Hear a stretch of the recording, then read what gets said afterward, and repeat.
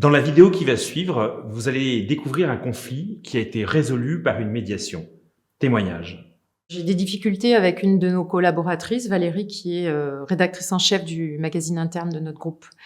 Pourtant, Valérie fait partie de mon équipe depuis longtemps et jusqu'à présent, on s'entendait bien.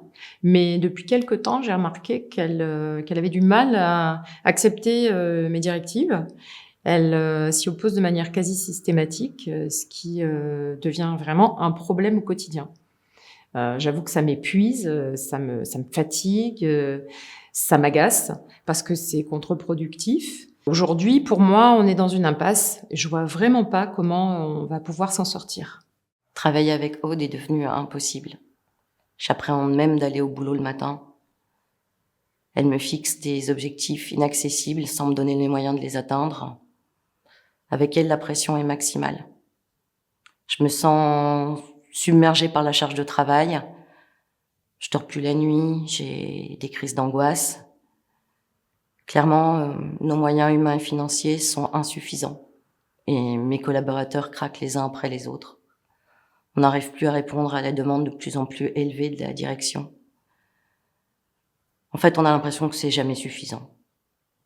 Oui, je me sens démotivée. Et pour tout vous dire, je me sens proche du burn-out. Alors c'est vrai qu'au sein du service, il y a beaucoup de tensions, mais justement, j'attends de Valérie, qui est rédactrice en chef, de faire des propositions là où ça coince, parce que la critique systématique induit des tensions entre nos collaborateurs, et finalement, c'est tout le service entier qui en pâtit. Ce que j'aimerais, c'est que Valérie comprenne que je ne suis pas son ennemie, mais qu'on est une équipe, et que si on veut avancer ensemble, on n'a pas d'autre moyen que de se serrer les coudes, plutôt que de se diviser. De toute façon, Aude ne communique avec moi que par la critique. Si elle veut des résultats, il faudra bien qu'elle tienne compte de la réalité terrain. Personnellement, moi, je ne comprends plus ses directives. En plus, elle me fuit, on ne se voit plus, on ne se parle plus.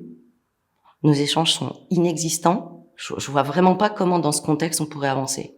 Surtout avec la pression d'un planning de plus en plus serré. Puis la médiation est intervenue. J'ai invité Aude et Valérie à me donner leur version des faits en ouvrant un nouvel espace de dialogue entre elles. En effet, la communication directe était devenue impossible. Les ressentiments étaient trop forts, les émotions avaient pris le dessus. La colère, la tristesse, la peur. Je leur ai donc invité à communiquer entre elles en toute objectivité.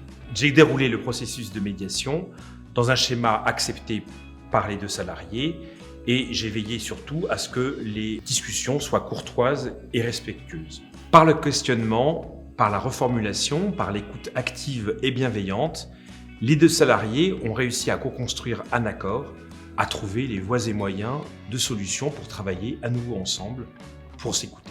La médiation a atteint ses objectifs, car le service a réussi à retravailler, à produire des résultats dans un climat apaisé.